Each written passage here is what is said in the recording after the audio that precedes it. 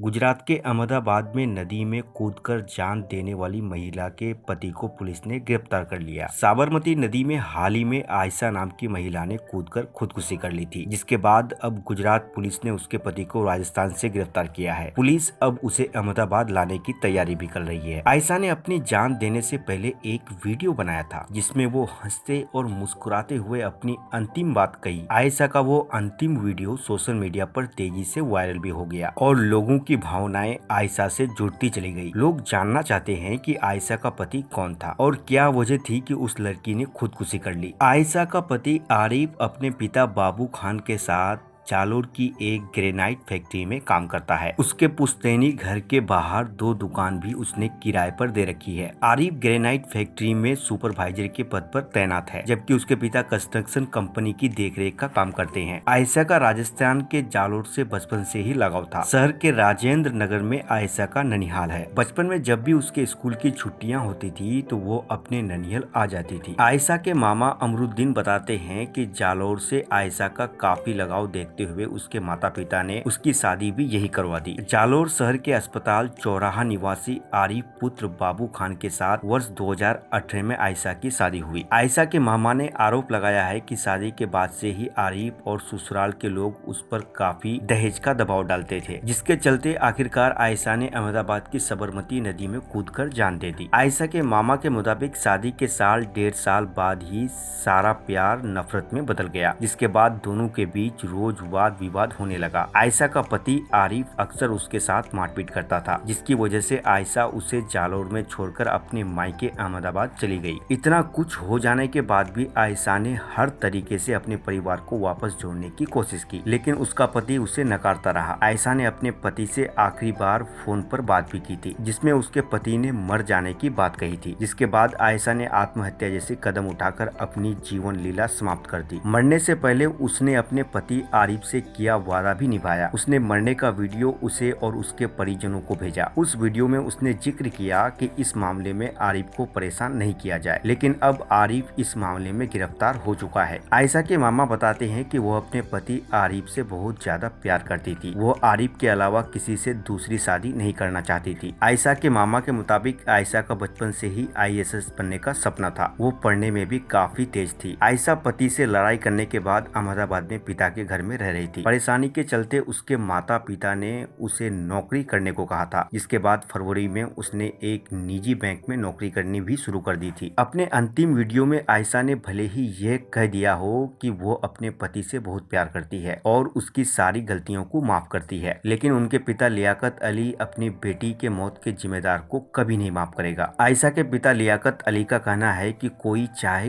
कुछ भी दे दे, लेकिन वो अपनी बेटी की मौत के लिए जिम्मेदार उसके हत्यारों को कभी भी माफ नहीं करेंगे। आयशा के पिता लियाकत अली का कहना है कि मेरी बेटी को दहेज के लिए इतना सताया गया कि उसके ससुराल वालों ने 3-3 दिन तक उसे खाना भी नहीं दिया। मेरी बेटी फोन पर अपने दिल की बात और उस पर हो रहे अत्याचार के बारे में हमें बताए और इसी कारण आयशा से उनके फोन भी छीन लिए गए। मेरी बेटी को आत्महत्या के लिए उसके पति ने मजबूर किया था।